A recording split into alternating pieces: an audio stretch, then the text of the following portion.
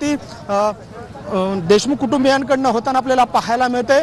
त्याच पार्श्वभूमीवरती आज नक्की कशा पद्धतीची आर्ग्युमेंट जे आहे ते होते आणि दोन्ही जे पक्षकार आहेत दोन्ही पक्षकारांमध्ये नक्की कशा पद्धतीची आर्ग्युमेंट होते, दोन्हीकडून काय मागणी होते हे पाहणं देखील महत्त्वाचं ठरणार आहे। थोड्याच वेळात या ठिकाणी या सुनावणीला जी आहे ती सुरुवात होईल। खरं तर 14 दिवस जे आहेत ते कोठडी जी आहे पोलीस कोठडी ती आता वाल्मिक कराडची संपलेली आहे। त्यानंतर आज केज न्यायालयामध्ये या ठिकाणी पुन्हा एकदा सुनावणी होईल।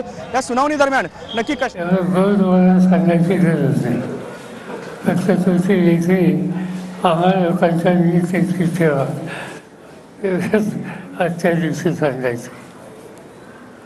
मी आज अतिशय थोड्या सूचनेमध्ये तुम्हा सगळ्यांना निमंत्रित केलं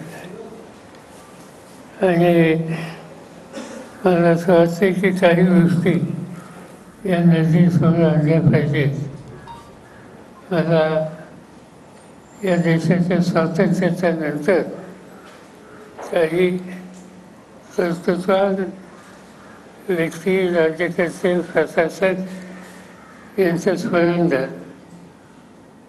स्वातंत्र्याच्या नंतर एक अत्यंत प्रभावी आणि समान देशाच्या सगळ्या राज्यांना एकत्रित ठेवण्याच्यासाठी महत्त्वाची कामगिरी ज्यांनी केली ते सरदार पटेल यांचा उल्लेख हा कथाक्षणी करावा।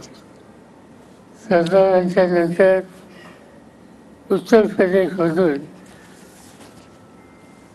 पंडित गोविंद पंत यांच्यासारखं दुसरे एक नेतृत्व हे देशाचा गृहमंत्री म्हणून आपण सगळ्यांनी अनुभवलं आणि महाराष्ट्राचं सुद्धा योगदान त्याच्यामध्ये होतं।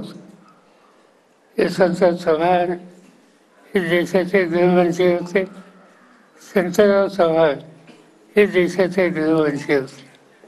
त्यामुळे या पदाची प्रतिष्ठा आणि गरिमा ही वाढवण्याच्यासाठी या थोर देशभक्तांनी अतिशय मोलाचं काम केलं।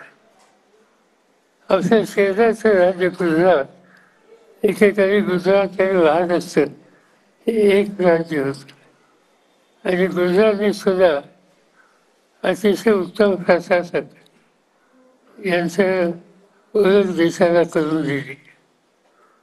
तुम्हा लोकांना फारसे कदाचित माहिती नसेल, बाबूभाई दसुभाई म्हणून एक अतिशय कर्तबगार, स्वच्छ आणि प्रामाणिक असे मुख्यमंत्री गुजरातने दिलेले होते। बाबू यांच्या नंतरच्या काळामध्ये माधवसिंग सोळंकी असतील, शिवाजीभाई पटेल असतील, अनेकांची नावं सांगता येतील की गुजरातने उत्तम प्रशासक देशाला दिले।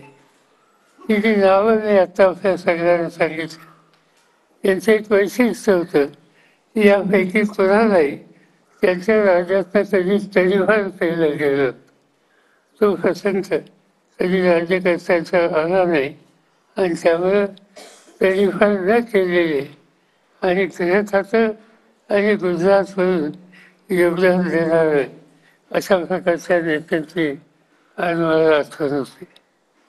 पण आज देशाच्या गृहमंत्र्यांनी काही भाषणं केली, विधान केली, भाषण करण्याचा त्यांचा अधिकार आहे, पण थोडी बहुत माहिती अधिक घेऊन भाषणं केली तर लोकांच्या मनामध्ये शंकेची स्थिती निर्माण होईल। त्यांनी 1978 सालपासून माझी आठवण त्यांना झाली आणि 1958 सालापासून मी राजकारणात, प्रशासनात काय केले त्याचा उल्लेख त्यांनी तिथे केला। त्याला करायचं